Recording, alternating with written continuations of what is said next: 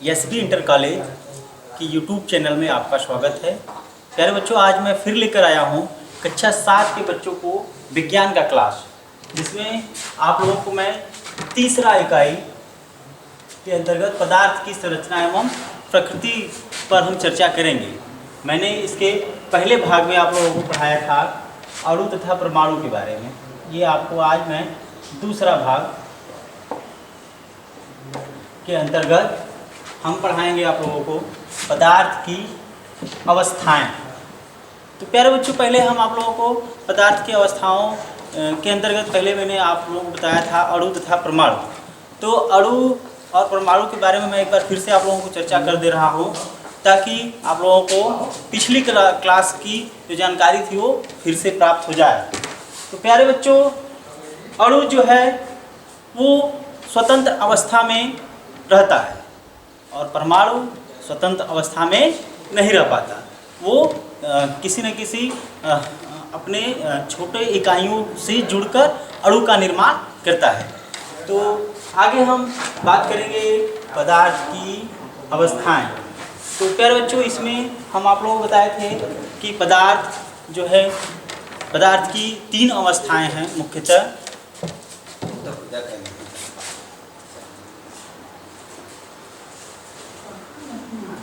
ठोस,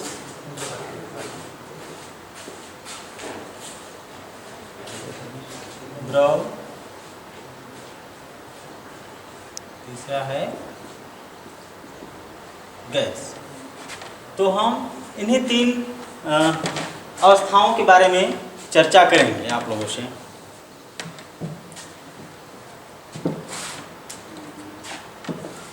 प्यारे बच्चों, ठोस अवस्था की हम बात करें तो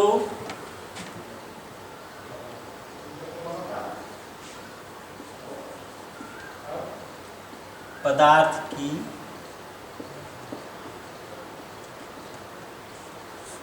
ठोस अवस्था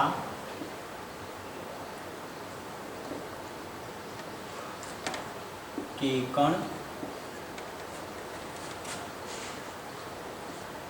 पोस्ट में हम यहाँ लिख दे रहे हैं अणु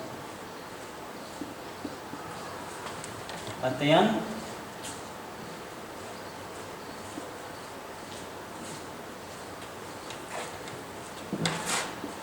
पास पास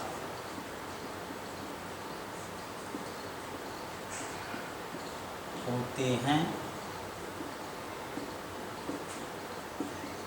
जिस कारण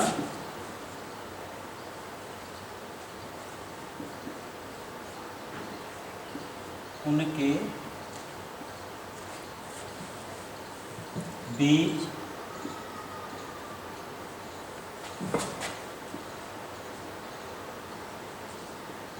अंतराणु का मतलब है 2 अणुओं के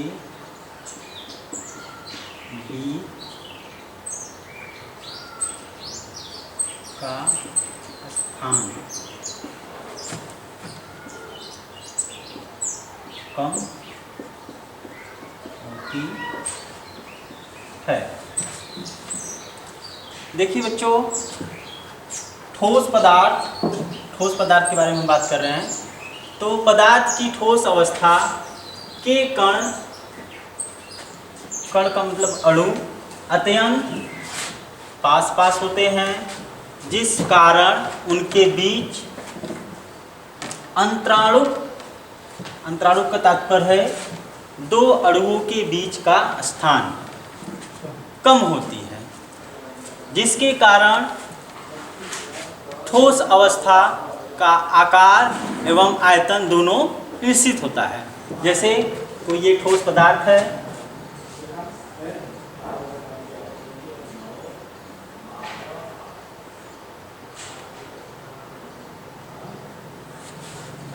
इस ठोस पदार्थ की आकृति और आयतन दोनों निश्चित होता है।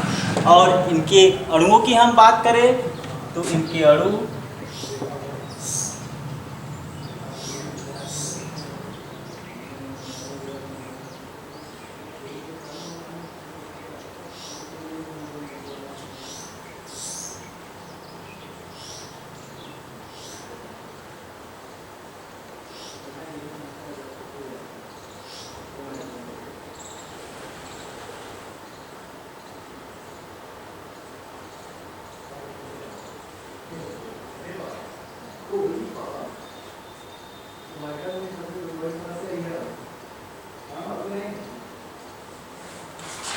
इनके ठोस पदार्थों के अणु आपस में सटे होते हैं, जिसके कारण उनमें आकर्षण बल अधिक होता है, जो कि उन्हें ठोस अवस्था अवधारण करने में सहायता प्रदान करता है। इसी अनुसार हम द्रव पदार्थ की बात करें।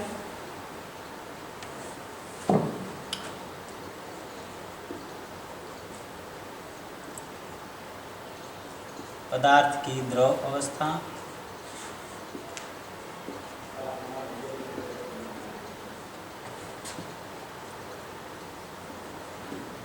कि कण का तात्पर्य अणु से है।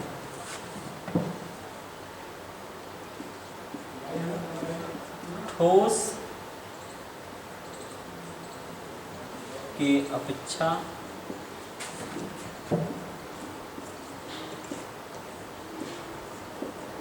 दूर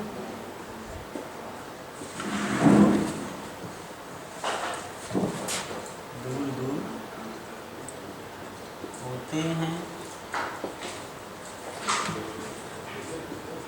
जिस कारण उनके बीच अंतराणु यानी दो अणुओं के बीच का स्थान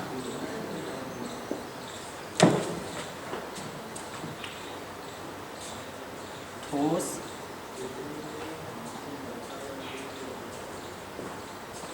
के अपेक्षा या ठोस से अधिक होता है।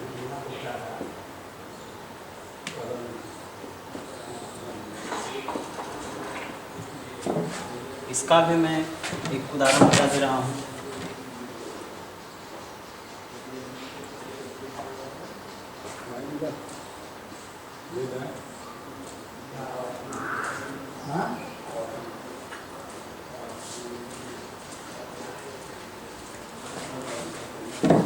द्रव पदार्थों के अणुओं के बीच में रिक्त स्थान आपको दिखाई दे रहे होंगे। इधर फिगर में देखेंगे, ठोस की अपेक्षा क्या है, द्रव के अणुओं के बीच में रिक्त स्थान है। आगे मैं बताता हूं आप लोगों को गैस पदार्थ।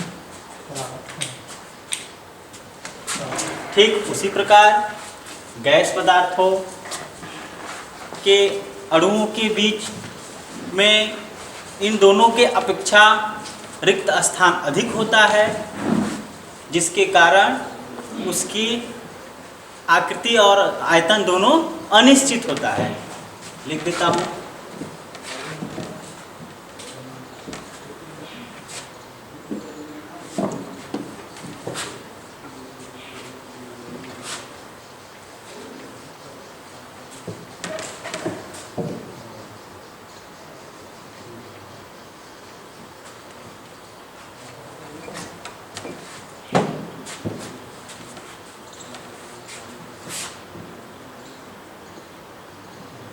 गैस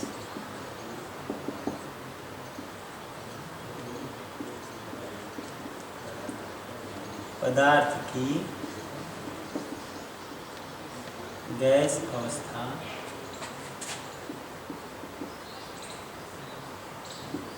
की कण अणु द्रव के अपेक्षा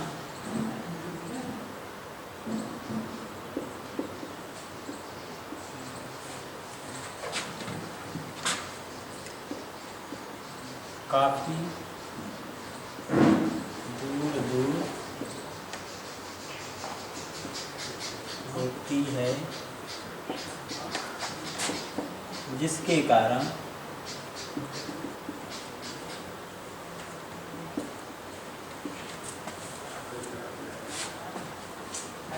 उनके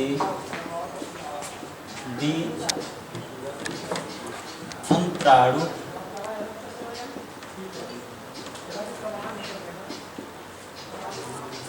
स्थान काफी दूर दूर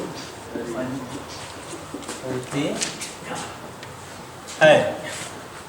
एक बार फिर से देख लीजिए कि पदार्थ की गैस अवस्था के कण अणु द्रव के अपेक्षा काफ़ी दूर दूर होते हैं, जिसके कारण उनके बीच अंतराणुक स्थान काफ़ी दूर दूर होते हैं। यानी उनके अणुओं के बीच में जो रिक्त स्थान है वो काफ़ी अधिक है, यानी अणु जो है वो दूर दूर होते हैं, जिसके कारण उसकी आकृति व आयतन दोनों अनिश्चित होते हैं। जैसे आप लोग एक फिगर बना रहे हैं, उसके आधार पर समझ सकते हैं। आप लोग ठोस और द्रव की अवस्थाओं में देखे होंगे अणुओं का स्थान, आप उसी प्रकार गैस में भी देख लीजिए, इनके अणुओं के बीच में रिक्त स्थान उन दोनों की अपेक्षा अधिक है।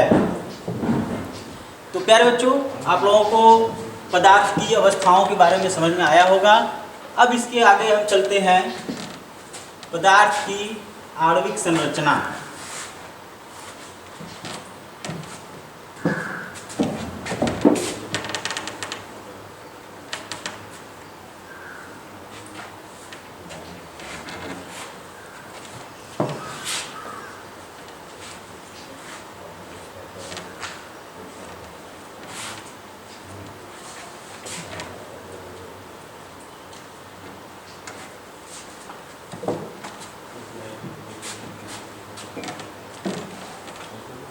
देखिए,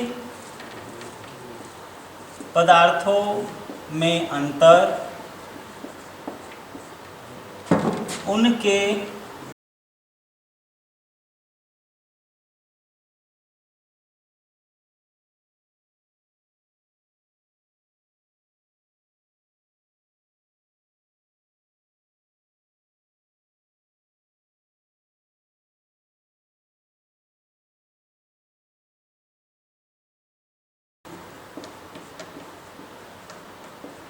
अणुओं के बीच रिक्त स्थानों के कारण होती है। प्यारे बच्चों, आप लोग इसको हमारे साथ लिखते रहिए, ताकि जो इम्पोर्टेंट बातें हैं वो आप लोगों को समझ में आता रहे और याद भी कर लें। तो पदार्थों में अंतर उनके अणु पदार्थों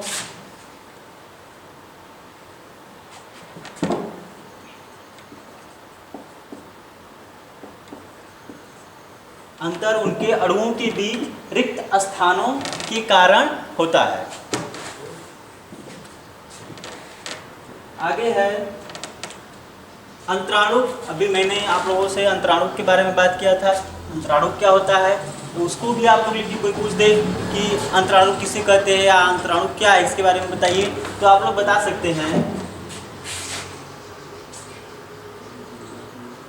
दो अणुओं के बीच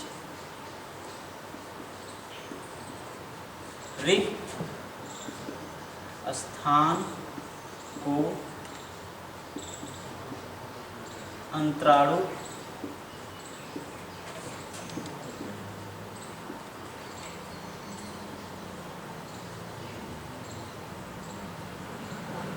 कहते हैं।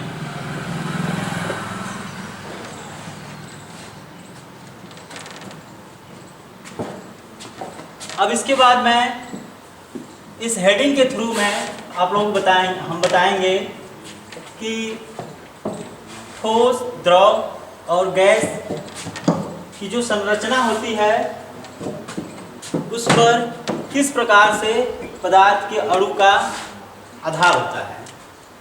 तो हम बात करते हैं ठोस।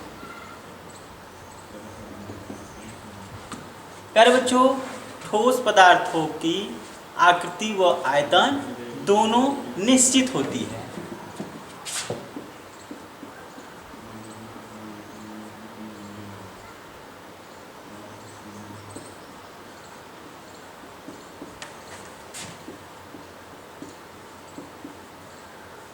आकृति व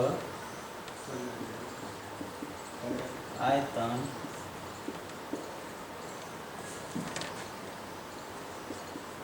दोनों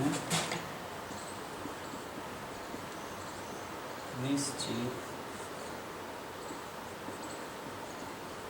होती है, जिसके कारण ठोस पदार्थों का एक निश्चित आयतन व आकार होता है।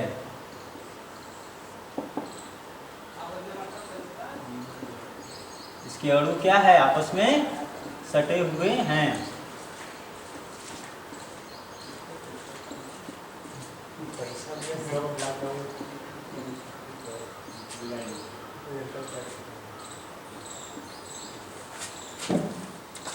आगे है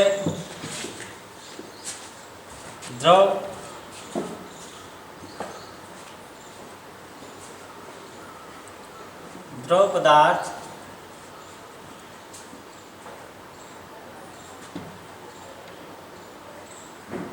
पदार्थ की आयतन निश्चित होता है,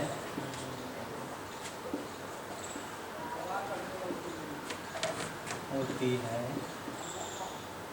लेकिन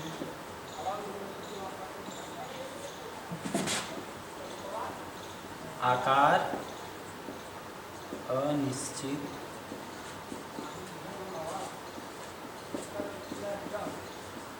होती है। कोई द्रव पदार्थ है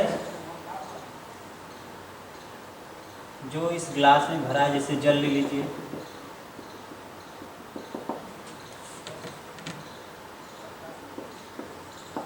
इसमें जल को भरा गया है। ये इसकी आयतन यानी लंबाई चौड़ाई जो है वो उसकी आयतन है, लेकिन हम आकार की बात करें तो आयतन निश्चित है लेकिन आकार अनिश्चित है। यानी हम इसे यदि दूसरे बर्तन में डाल दें तो क्या होगा, वो द्रव इसका आकार ले लेगा। तो प्यारे बच्चों, बात समझ में आई कि द्रव पदार्थ का आयतन निश्चित होता है लेकिन आकार अनिश्चित होता है। यानी हम इस ग्लास से इस बड़े बर्तन में डाल दिए जल को तो जल इस बर्तन का आकार ले लेगा। उसी प्रकार गैस पदार्थों की बात करें हम,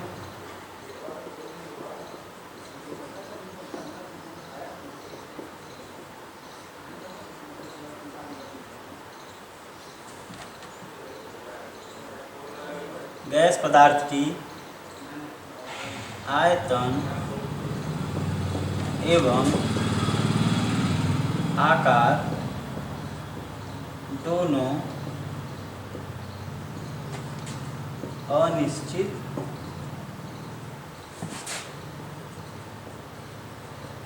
होती है।